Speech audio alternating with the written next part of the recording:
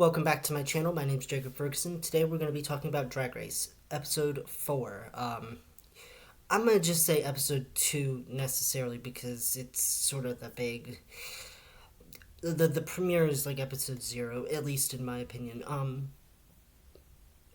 We have 13 queens left. The task was to create music videos for one-hit wonders of the show, and participate in the CD challenge of That's What I Call Rusic 1 second. You may be wondering why the scene change. My kitchen table is currently being used to house a puzzle. So let me just do this. If you hear like rustling and stuff, my cats are being abysmal. Don't pay attention to anything behind me.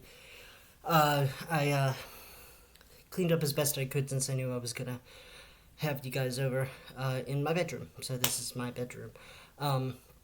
Also, the artist behind all those broken blinds may show up herself.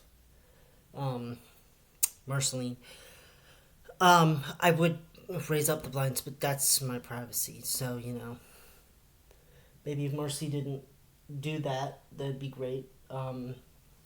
Anyway, Lucky Stars is gone to begin with. And I'm going to say this, and it's going to sound harsh, and I do apologize, because I love everybody here. I didn't really miss her that much. I think that... How do I put this without sounding really rude and offensive? I think that she's gone, and I don't necessarily know if I'm going to really remember all the things that she did. I know that she used lemonade in her performances, but that's about it. And while I sympathize with Lucky's plight with her family, trying to get her family with money and stuff like that, I also am you didn't do good in the Monopoly challenge and you got eliminated, and I'm sorry for that. Joella is not really feeling some type of way. I mean, she is, but everybody's crying over Lucky's elimination, and Joella's sitting there why are these bitches crying? It's a competition. And that kind of was Joella, sis, let's be real here. You gave the best performance of that song that you could. But you could have been gone as well. It could have been a double send home.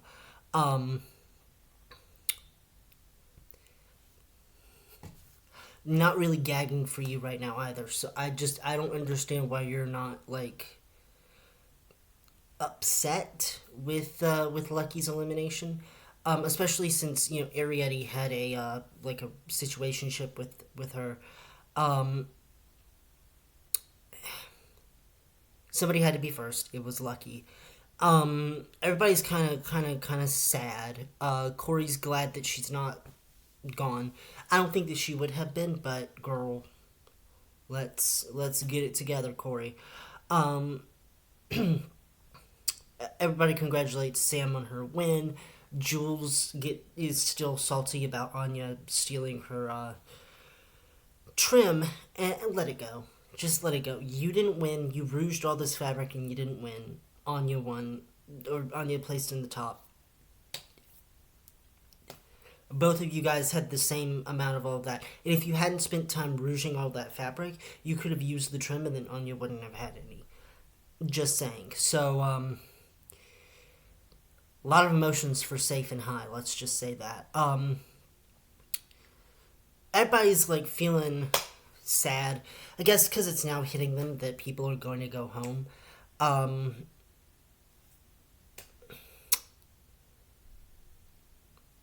Who knows?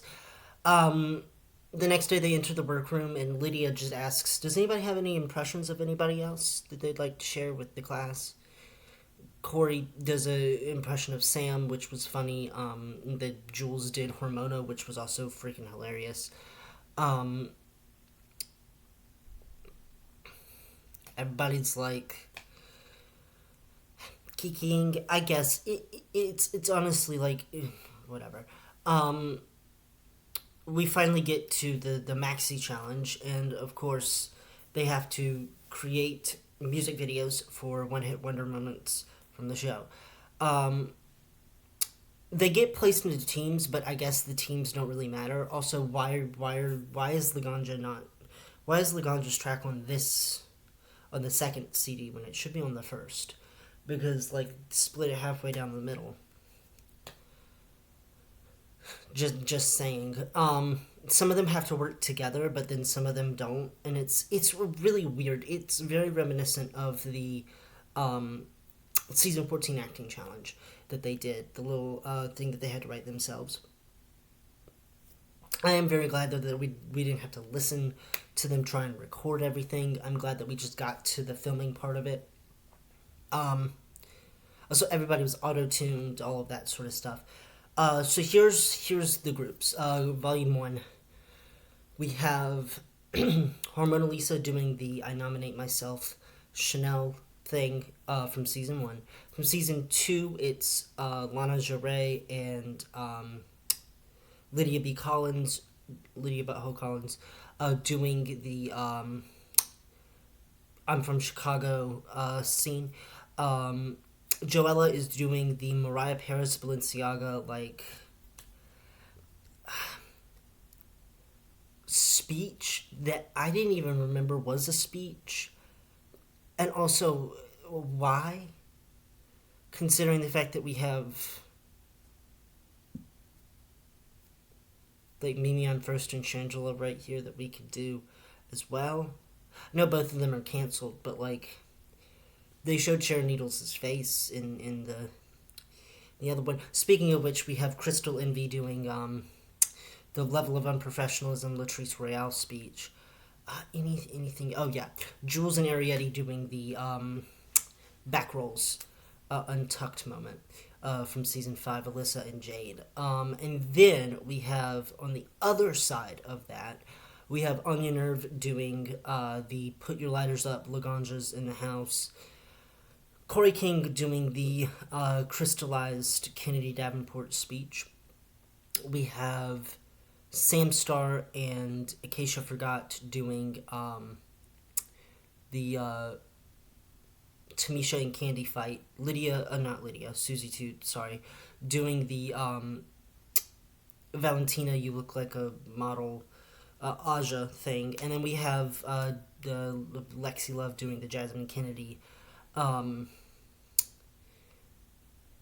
this is your moment, have it type situation from season 14. Nothing from season 15 or 16, but okay, whatever. Filming goes off really without a hitch. I think Group 1 kind of was more organized with what they were doing. Because Crystal was kind of the head matriarch of the let's get this shit done brigade. The second group was kind of just all over the place. Especially at the end. Corey kind of was not doing well in filming.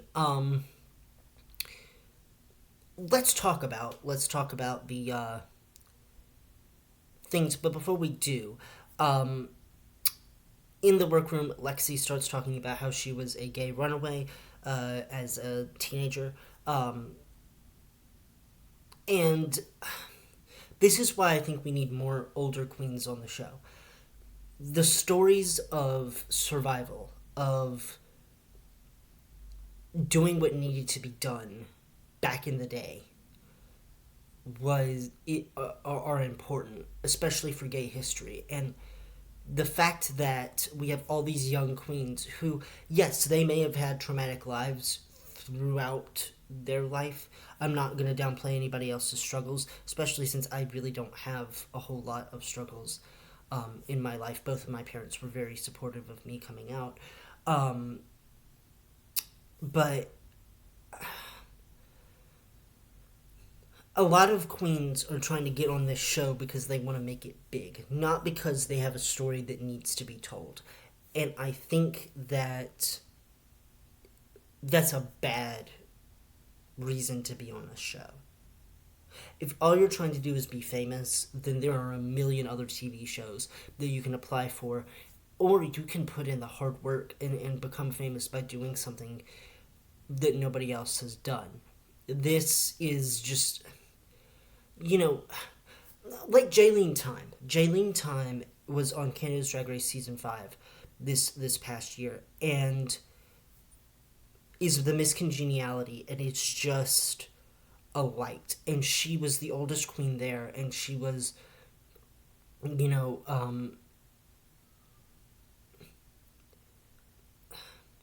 indigenous, and wore her culture as a sleeve of pride, and was able to really like show that, you know, the struggle that the older queens and indigenous people have are real. And, you know, everybody freaking loved her for it. And then we have, you know, Lexi talking about this. I want more older queens.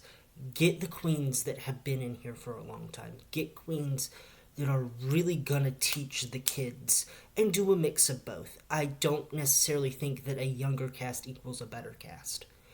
You know, put older lip sync songs in there. I know Buttons is kind of an older song nowadays, but it still kind of holds up.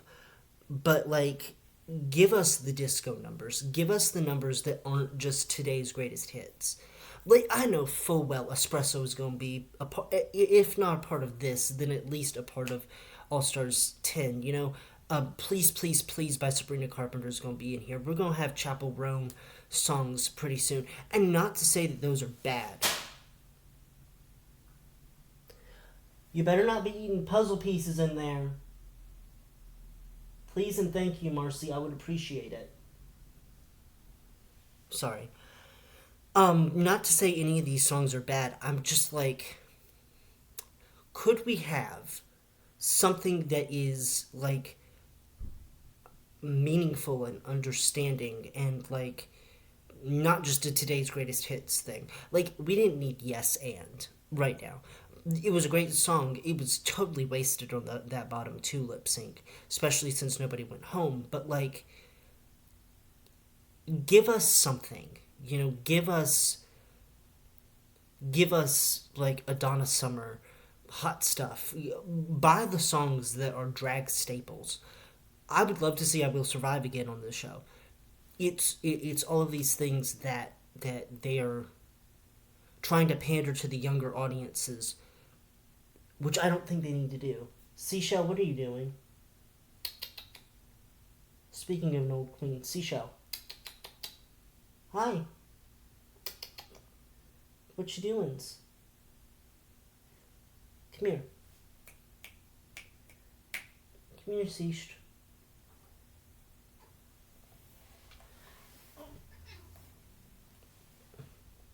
Hi. I love you. Go play, go have fun. You're not going to be able to get in there. Please don't. Please don't. Start walking. Thank you. Hi, Marcy. Come here. Anyway, that's my feelings on that, I guess. If you two start a fight in here. Marcy, you're okay. Okay, goodbye. Let's talk about the commercials. So up first, we got Volume 1. Let's start with Hormone Elisa. I loved this. I think that she really did a great job. I think that she embodied like the pageant perfection of Chanel, while also just it being herself, and I really enjoyed her. Her personality is infectious. Up next, let's talk Lana Geray and Lydia. They were kind of just I get that people are living for Lana online. I just want to say, I like her, but, you know, I think that she's just middle of the road this time around. I don't understand why I'm just like not living for her. They're doing something in there. I don't know what they're doing. 1 minute. Sorry, I had to get on to Marcy. She was knocking over puzzle pieces and bottles and stuff because she was mad. But yeah, I don't really. I like Lana as a human being, as a person. I'm just not getting what her goal is in the competition yet. I don't think that she's going to win because I just don't see the personality. You know? I don't know. As for Lydia, it's kind of the same thing. First off, I didn't like her makeup for the challenge. I think that she kind of needed to tone it down a little bit, but because like it just the nude with the nude and the all that it didn't match. As for Crystal, though, very happy to say that Crystal is was the best tumbleweed. I think that Crystal really outdid herself. Speaking of which, let's just go ahead and talk about Crystal. I thought that she looked great. I thought that her challenge was great. However, what I will say is that it was kind of forgettable. I think that she was more memorable as the tumbleweed than she was in her actual challenge. Let's talk Joella. This was horrid. This was bad. What was the grandma wig doing? What was Joella doing? Why was Joella doing what she was doing? I'm looking at this going, where's the Joella that is so confident and so, like, out there? And why is she doing gospel? Is my question. Hi, Marcy. Do you need something? You know, Dad's doing a thing right now. Marcy, do you want to like lay down over there and not be an absolute mess?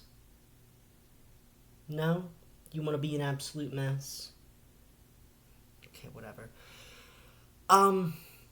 She just wasn't doing as great as she needed to, in my opinion. Next up is Jules and Arietti. I thought this was, again, middle of the road.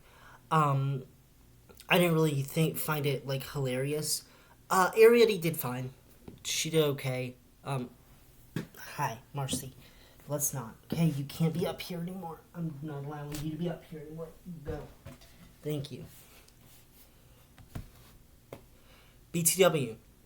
She landed on the bed. It was fine. I did not throw her that hard. Marceline. Marcy. You better not. 1 second. Have mercy. She's destroying my sanity. Again, I thought Jules and Arietti, they were mid-level. Arietti did okay. Wasn't the best. And Jules also did okay. Again, it wasn't the best. I didn't really laugh a whole lot. Volume 2, Anya Nerve. Loved it. Loved Anya's performance. I thought that she was funny. I thought she sang really well. And I thought that it was filmed very beautifully. We'll get to Corey. Let's talk about Lydia. Susie. Sorry. She just looked a lot like Lydia. Because it was goth makeup. If Lydia is goth Susie too, that's a little weird. Susie did really well. However, I don't necessarily think that what she did was a top performance, for me at least. I'm sorry. Let's talk about Lexi. It was a safe performance. I honestly, I'll get into it. Sam and Acacia did really well. I enjoyed it a lot. Sam and Acacia both they kind of slayed. I really enjoyed their dynamics and their chemistry, especially since both of them were, country girls, all that sort of jazz. What is happening? Y'all two need to quit. Oh my god. She got in my pantry and tried to knock over spaghetti sauce. I swear to you, Marceline is going to be the end of me. I love her to death, but I think that the people think I have like a Victorian child named Marceline trapped in my home. The amount of times I go, Marceline, no. Um, I don't yell at her, but it's better than.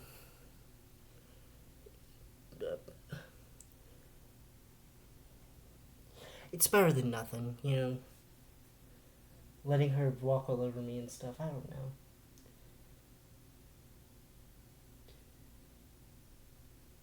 Anyway, Sam and Indication did really well. I enjoyed it. Um, Corey, I didn't know the story. I didn't understand the vibe, and also stop referencing the manipulants stuff.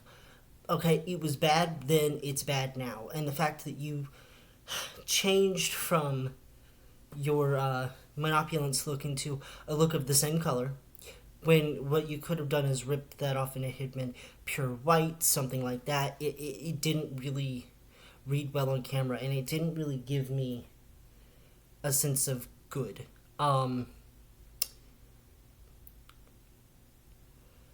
It was not funny. Let's go to the runway. So, category is quilted for your pleasure. Up first, I Lord have mercy. I'm trying to catch my breath and think. Let's talk. Let's go through the way that I have mentioned them. Hormona Lisa. Her look was inspired by Dolly Parton's Coat of Many Colors. This is a cream. I enjoyed it a lot. I loved her outfit. Her work was also a cream. Her music video was. I think Hormona is great at what she's doing. And I'm excited to get to see what else she does next week. This was definitely a cream. Up next, let's talk about Lydia. Lydia's look was okay, but I didn't really get like quilt from it necessarily. Also, there's a lot of cats on the runway. We've had Lana did Gouda, and now Lydia's doing her cat lady thing. It's good, but I don't know. None of Lydia's looks have been like memorable to me. I'm blanking on anything. Well, her Monopulence look was good, but like the rest, I don't know. Up next, Lana Jarre. I hated it. I just first off, I get that she doesn't wear body. I'm not gonna judge her for not wearing body. But girl, could we get you into an outfit that actually works? Like, can we get you into a gown? Can we get you into something that is gonna be pretty? Can we get you into something that doesn't make you look like a Rainbow Bright that got like trampled in a Black Friday sale? Please. It's giving one of those like things with the like spikes on it that you can just like wham around a whole lot, but like all the spikes have come off of it. And there's one spike that you can still do that with, but it is hanging on by a thread. I know I just Ross Matthews myself there, but still, it is not that great of a look. This is a crunch or a crust crunch, cream crunch. I don't know, crunch. And her other thing, I'm gonna give a soft cream to. Just because it was okay. Moving on to I'm gonna save Joella to the very end. Let's go ahead and talk about Crystal Envy. Loved this look. Loved it so much. The red and gold, like the rose gold, really worked well together. The bodysuit underneath it really worked well with the hair. It's fashion. I'm gonna give her a cream for both. I love her outfit. This is probably my favorite outfit of the night. Up next, let's talk about Arietti. This was not Quilt. I don't know what it was, and I don't know why she did it for Quilt.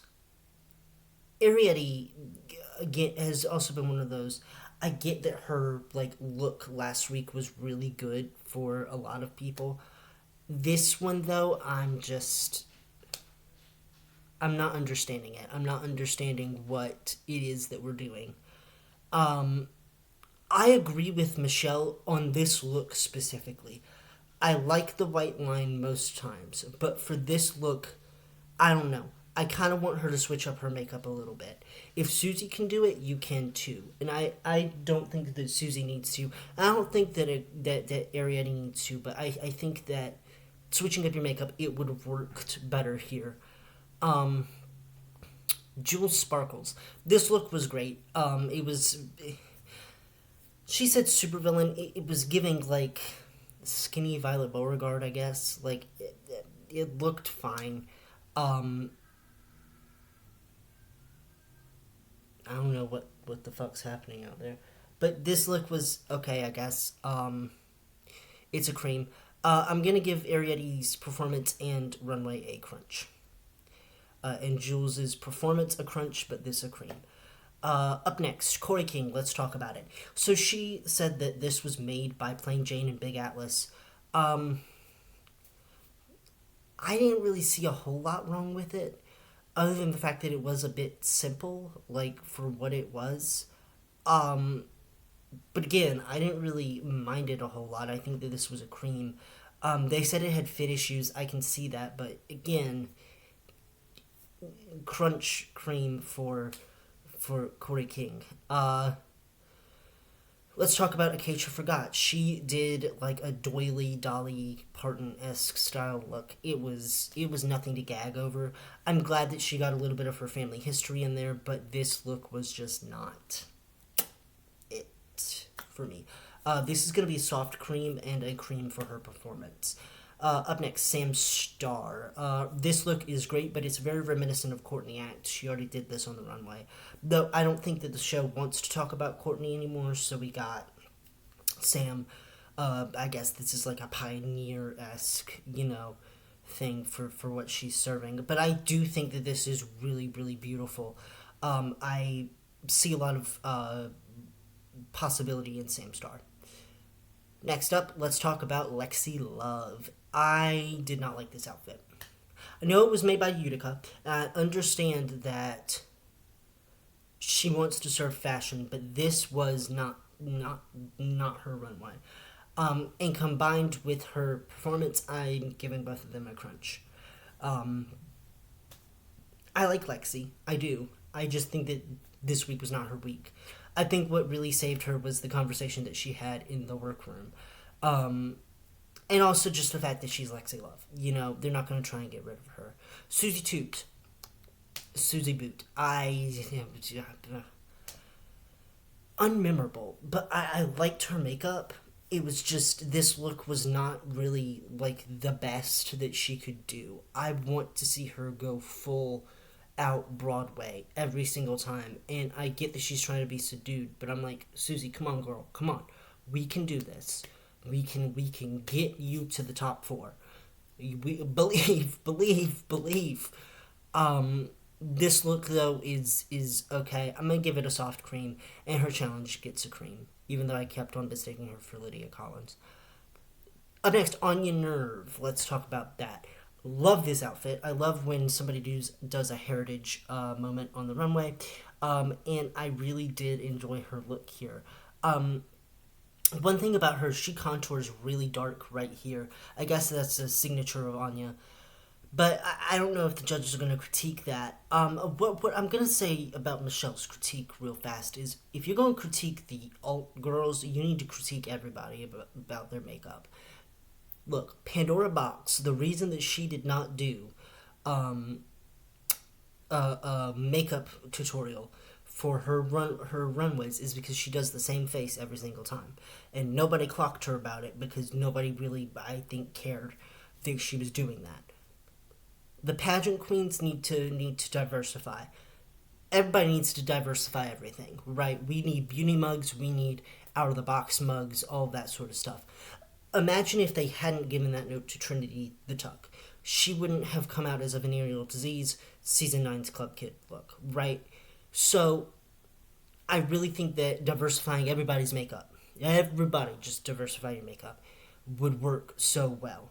And if just for one runway, then afterwards you can go back to looking the way you want to look. But that's just my opinion on that. Let's talk about Joella. So, I get it, right? I get that you want to be campy.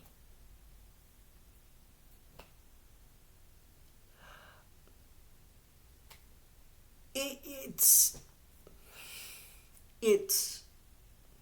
it's just so bad. Like it's such a crazy look. It's such a crazy idea. It's a Golden Boot Award look. It's a Golden Boot Award look. Like it is absolutely just. What were they thinking? What is happening? Why? Why would Joella? She could come out in a quilted bodysuit. Or a quilted gown.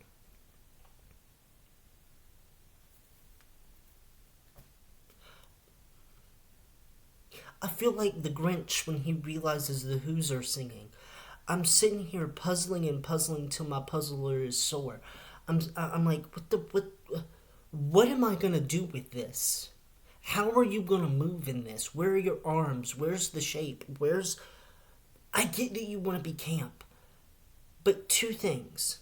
One, I want you to establish yourself before you turn full camp look. Because if you're going to say you were opulent, that is great. I have yet to see that from you. Your entrance look was the most opulent thing that I've seen you in. All of the rest of your looks have been not that great. Even your last look landed you in the bottom two, and now this, on top of the performance that you just gave. Girl, what's happening? I watched it with my mom. I'm sitting there watching it with her. That showed up each time they panned to it. It was just laughter. It's iconic. I love it, but please, nobody ever do this ever again. It has to be a cream. It has to. Because it's so iconic. But like, God, Joella, baby, what are we doing? What is this? So the judges' critiques, they pull out the girls. They pull out Susie, Crystal, and Anya in the top three, and the bottom three are Joella, Arietti, and Corey. Now, I'm going to be controversial yet brave here. I'm going to switch out Susie for Hormona. And maybe Crystal or Hormona or Sam. Just for the runway and also her performance. And I'm going to pull out Arietti. I think Arietti did okay. And I'm going to put Lexi in the bottom three. Just because her look and also just the I didn't like it. But the bottom two were correct. Yeah, we get a lip sync. We start lip syncing. Arietti's safe. Anya wins the challenge, which I agree with. I do think that she was the ultimate winner. And the bottom two are Corey and Joella. We get a lip sync to Buttons by the Pussycat Dolls. This is a drag staple lip sync with Snoop Dogg. Now, if y'all will remember, again, this was filmed before You Know Who became You Know What in America. And then he had the thing that starts with an I, and You Know Who showed up. Multiple You Know Who showed up. But especially with Buttons here, it gave very much on the floor Pitbull, J-Lo season 12, where they were just doing the Snoop Dogg rap, or the Pitbull rap in the J-Lo one. It was a lip sync. Joella kept the napkin on for a little bit too long. I think I would have immediately thrown it off. Um, Also, she had a Rupaul on the back of it, and she tried to make it him lip sync. Did not work, and I'm just mad because in the first 5 seconds you got to grab somebody's attention, you got to keep it there. Corey immediately grabs focus. Joella turns around. Not only does she not know the words to any of the rap, she just doesn't. She does just poorly. And that's the thing with Joella, is that she has the confidence of being a drag race girl. But what she doesn't have, and I'm going to say this, and it's going to sound really mean, but I don't mean it in the way that you think I do. She doesn't have the talent to back it up. Right? She doesn't have the sewing skills. She doesn't have the acting skills. She doesn't have any of that to back it up. She can do a 1, 2, 3, 4, like a dance, but she doesn't have any of these other skills that you need in Drag Race to survive. She would have been first out if not for Lucky. I'm sad to see Corey wins the lip sync, obviously, because she knew all the words. I'm sad to see Joella go, and obviously they're not going to keep her with the stupid, dumbass badunkadunk tank that they're probably going to get rid of sooner or later. Diabetes and Monet Exchange had this thing where they think 1 and 7 are the two levers. I'm gonna agree with that. I think it's gonna be number 1. So whoever pulls number 1 is probably gonna get to stay. I don't like this twist. Cause it crowds up the runway. It makes it icky. I don't like it. Next week apparently is RDR Live again. Really? Why? Why the fuck are we doing RDR Live again? I thought everybody told you last season, please stop. But apparently we're doing RDR Live. As for my top 4, my top 4 are Anya, Lexi, Susie, and probably Sam. I don't know about Jules yet. I think that Jules is gonna at least be 5th place here. 6th place for me, gonna go out on a limb and say Hormona. I think that Ariete, Acacia, and Acacia are probably gonna be the next 2 out. Probably Acacia, then Ariete, or either one. Lydia's probably gonna be like 8th place. Crystal, I could see top 5 or top 6. Hormona probably top 8 or 9 or 7. I really love Hormona Lisa, and I'm really excited that she's still in the competition. So what did you guys think? I know I'm probably going to get a lot of backlash for my comments this episode, but that's just it's just my opinion. I love all the queens. Don't send any hate to them.